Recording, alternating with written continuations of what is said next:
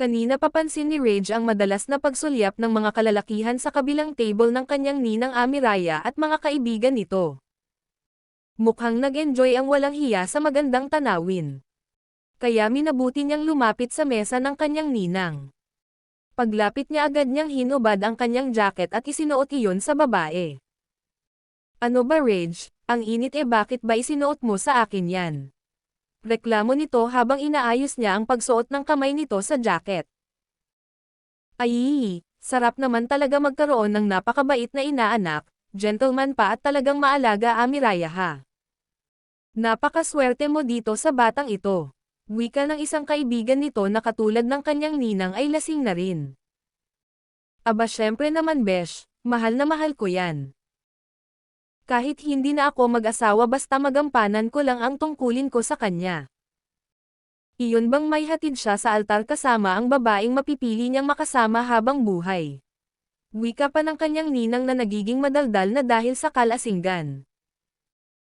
Napatiimbagang siya dahil sa sinabi nito, nahigpitan tuloy niya ang pag-zipper ng galit umabot hanggang leeg nito.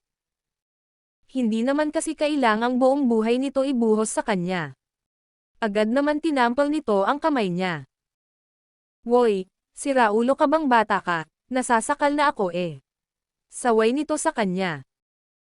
Bawal ka pang uminom sadya ninang mo ako, bawal kang humarap sa akin. Kukunyatan talaga kita pag nagkataon. Wika ng lasing na si Amiraya kay Rage. Ninang naman eh. Kanina pa nga kami umiinom sa kabila ng mga kaibigan ko. Reklamo niya sa kanyang ninang na mukhang lasing na talaga. Limit na ang mga nangyayari sa paligid, ito pa nga ang bumili ng alak na iniinom nila. Opo, hindi ako iinom sa harap ninyo ninang. Nagtungo lang ako dito para isuot iyan sa inyo.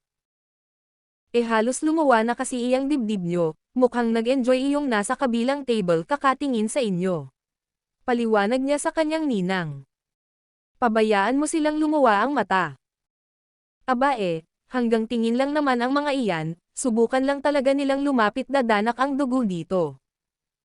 Ha, kanyang kaya ko mga yan no. Sakwala kayatang bilib sa ninang mo Wika muli nito. Nasa harap sila ng bahay ng kanyang ninang, may konting salo-salo dahil 20th birthday niya. Nais sana magpa-party ng kanyang ninang Amiraya at tita Amaya pero hindi siya pumayag. Simpleng salo-salo lamang at may kunting inuman. Inimbitahan niya ang ilan mga kaibigan, at ang iba namang umiinom sa kabilang table ay mga kaibigan ni Kuya Amaro na kakambal ng kanyang ninang Amiraya. Saglit lang na pumasok sa loob ang kanyang Kuya Amaro dahil kumuha ng alak pero ang mga kainuman nitong kalalakihan napapansin niyang napapatingin sa kanyang ninang. Sa ganda at kinis ba naman ng kanyang ninang sino ba talaga ay mabibighani, medyo revealing din kasi itong manamit kaya hindi talaga maiwasan na masakit ang mga mata ng sinuman. Nako! Hayaan mo na nga iyan ninang Murage. Kanyang kaya na niya iyan. Wika naman ng isa sa kaibigan ng kanyang ninang na hindi niya matandaan ang pangalan dahil bihira lang naman magawi ang mga kaibigan nito sa kanilang bahay. Boy, wag kayo ha, kita nyo yan ha. Aba nakadalawang grande na ako. Pagmalaki pa ng kanyang ninang. Oo, nakadalawang grande nga ang tanong kumusta ka naman mamaya Abir. Wika pa ng isa nitong kaibigan. Marina kasi talaga uminom ang kanyang ninang, ay ilang beses nang uminom ito na hindi alam ang nangyayari kinabukasan. Oy Rage, ikaw na bahala sa ninang mo mamaya alam mo naman iyan. Patay na patay iyan kapag nakainom. Kahit nga siguro gahasan ang babaeng iyan hindi man lang niya mamalayan. Nailang na wika pa ng isa nitong kaibigan na napapailing na lang. Opo. Tita ako na po ang bahala sa kanya mamaya. Tipid na sagot niya sa babae. Pero bahagya siyang napalunok dahil para bang paulit-ulit na sumiksik sa kokot niya ang sinabi ng kaibigan ng kanyang ninang. Doon ka na nga sa table ninyo ng mga kaibigan mo, kawawa naman sila mukhang wala na ring iniinom. Muling wika sa kanya ng kanyang ninang. Mukhang tinamaan na nga ito ng alak. Nagsusungit na kasi tapos puro taboy sa kanya. Ito kasi ang kaysa isa nitong rules, pwede siyang uminom pero bawal itong haharap sa kanya. Siyempre, Anak daw siya nito tapos haharap siya dito ng inuman ang sagwa daw anak kasi ang turing sa kanya ng batang-bata niyang ninang. Ang totoo hindi naman talaga ito ang ninang niya noong bininyagan siya ng 5 years old siya. Ang tita Amaya niya talaga niya ang ninang niya kaya lang nagkataon na kabuwanan nito kaya ang nag-attend ng binyag ay ang kanyang ninang Amiraya. Hanggang sa nakasanayan na niya na ito ang tawagin niyang ninang at hindi ang tita Amaya niya. At dumating din sa point na talagang tinuring na niya itong ninang dahil sa paglipat niya sa bahay ng mga ito. 10 years old siya noon at ito talaga ang nag-aasikaso sa kanya. Para nga niya itong tunay na nanay or ate niya pero ayaw niya ng ganun. Ayaw nga niya itong maging ninang dahil naging crush agad niya ito noong una niya itong makita sa araw ng binyag niya. Ipinangako niya sa kanyang sarili na magiging asawa niya ito paglaki.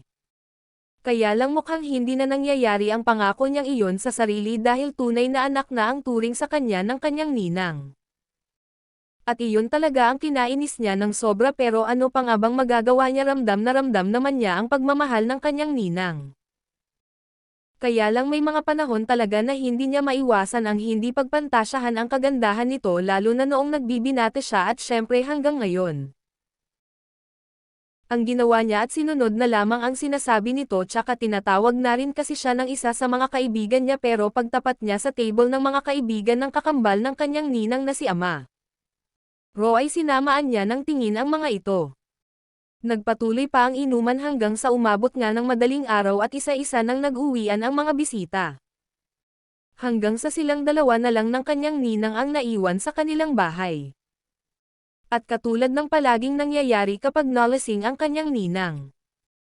Siya ang nag-aasikaso dito, binubuhat niya ito, mananatili pa siya sa silid nito at pinagmamasdan lamang ang maganda nitong mukha. Ewan ba niya dahil kapag ginagawa niya iyon ay gumagaan ang kanyang pakiramdam. Hindi niya alam kung bakit ganun ang kanyang pakiramdam sa babae, siguro dahil sa nangulila siya ng husto sa pagmamahal ng isang ina. At ang kanyang ninang Amiraya ang nagpupuno nito. Iyon nga lang kung dito pure na pagmamahal ng isang inaanak. Pero sa kanya, natitiyak niya sa kanyang sarili na hindi lang bilang isang ina ang nararamdaman niya para dito. Pero kung ano man iyon ay pilit niyang iniiwasan, ang hindi lang talaga niya magawang iwasan ay ang hindi magparaos, pero hanggang doon lang iyon. Hay, bakit naging ninang pa kita? Kung pwede lang ibalik ang nakaraan. Nailing nakausap niya ang natutulog niyang ninang matapos niyang pagmasdan ito ng ilang sandali, minabuti niyang lumabas na ng silid. Ngunit kumilos ang kanyang ninang, ginalaw nito ang dalawa nitong mga paasanhi para magalaw ang kumot na itinakip niya sa katawan nito dahil napakaiksi ng short ng kanyang ninang ay talagang litaw na. Litaw ang napakakinis at bilugang mga hita nito. Agad siyang napalunok at maging ang timpla ng kanyang katawan ay nag-iba, animo bigla siyang nilagnat kahit wala naman talaga siyang lagnat. Biglang nag-init ang kanyang katawan dahil sa napakagandang tanawin na iyon. Kitang-kita niya ang kakinisan ng kanyang ninang na ngayon ay nakabalandra sa kanyang mga mata. Kahit siguro maghahasa iyan, hindi pa rin mamamalayan, paulit-ulit niyang narinig. Tang na Murage. Mali ito, singhal niya sa sarili. Pero para namang tentasyon na sumungaw ang gilid ng pulang pinang kanyang ninang, lace ang design yon kaya nababa ang balat na tinakpan yon. Lalong parang nanuyo ang kanyang lalamunan sa tanawing iyon, at ilang sandali pa para bang tuluyan ng nablangka ang isipan ni Rage. Natagpuan niya ang kanyang sarili na, marahang hinawakan at hinalikan ang maputi at makinis ng kanyang ninang Amiraya.